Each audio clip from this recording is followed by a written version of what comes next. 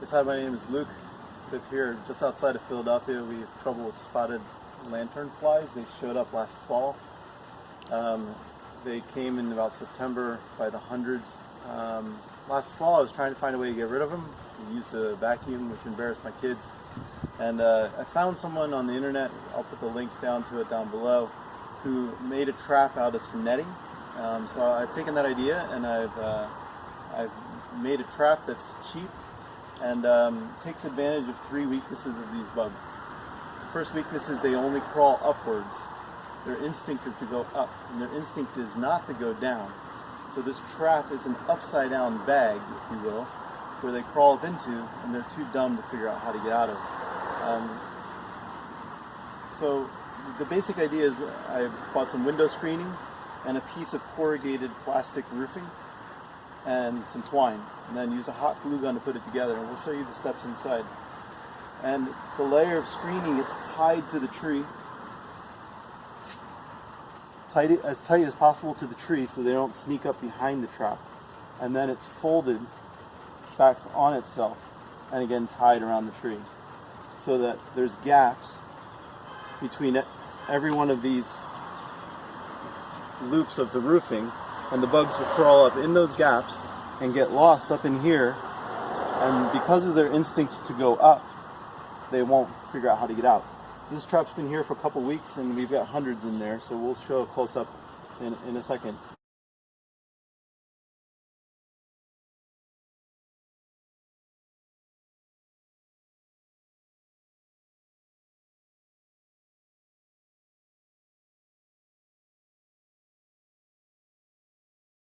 And the good thing about these traps is spiders and ants go up in there, but they're smart enough to climb back out. So we've yet to kill, as far as I know, we've yet to kill any ants or spiders, but we've got hundreds of the spotted lanternflies. So it's safe for the other insects that I don't want to bother, and we've wiped out most of the spotted lanternflies in our yard. I use window screening because it's slightly stiff. I want it to stay upright. If I were to use the cloth netting for gardens, it would probably just flop out. I want it to stay upright so that they can't figure out how to climb back out. And I want it stiff enough that it kind of hangs away from the tree so they can't get nourishment from the tree even while in the trap. After about 2 or 3 days, they dehydrate and they die. And so let's go inside and we'll show you how it's made. To make one of these traps, we need a roll of fiberglass window screen and PVC roofing, twine, and a hot glue gun. So first we're going to cut a strip of the roofing about 1.5 inches wide and against the direction of the ripple. So we're going to mark it and then cut it. You can use normal scissors if you have them, but honestly that's a little bit difficult, so in my case I'm going to use some snips.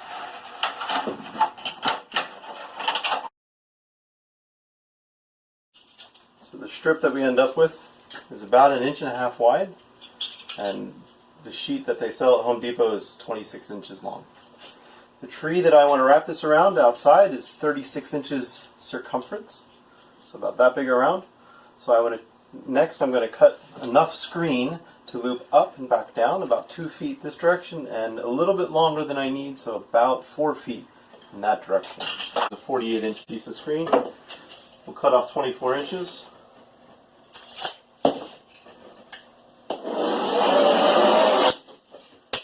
Screen we'll need for the project. So we've cut the pieces. They're about 1.5 inches long, and together I cut 1.5, so I have about 36 inches worth, just enough to go around the tree. I don't really want to overlap it, it's wasting material. The roofing, cost-wise, for an 8-foot sheet cost me about $16. So this much of it is about 40 cents. The screening I got for 100 square feet for $19, and so I'm looking at $1.50 for screen, a little bit for the twine and the glue. I'm looking at about $2 for the whole project for that tree. Alright, so before cutting it, I sanded it real lightly, just very quickly with some sandpaper. That's so that the bugs don't slip out of there. Now that I want to cut it, I'm going to center under the screen. And I'm just going to pinch it with a clothespin to hold it in place. just while I'm gluing it. And I'm gonna give myself about an extra foot or two of string, just so I have enough to tie in a bow later once it's on the tree. And then it's ready to hot glue gun. I'm going to squirt a little bit of glue underneath the screen. I can do 4 or 5 of these at a time. And then quick before it hardens, I'm going to pinch each one just to make sure that it sets nice and tight against.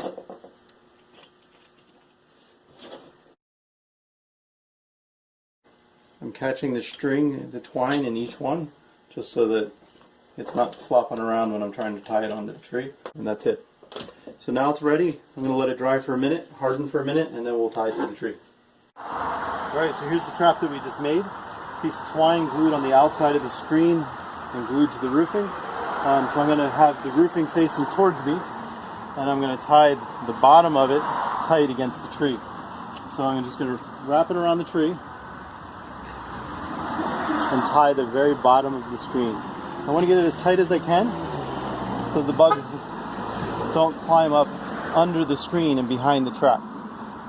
This will probably not work very well on a maple with very rough bark, but for a younger maple like this one, the gaps between the pieces of bark aren't sufficient and the bugs don't crawl in between. So it's fairly tight, doesn't need to be perfectly tight. Then this gets folded down so that the roofing is between the 2 layers of screen. So then I'll go to the other side of the tree and tie another bow with the outside layer. Alright, so now if I don't do anything else, the bugs will crawl at the 2 ends. So I'm going to position the screens in such a way that the 2 ends loop up against each other, and then I'm actually going to just staple them with an ordinary office stapler. I have a stapler here, and I'm just going to put a couple staples at the junction between these two.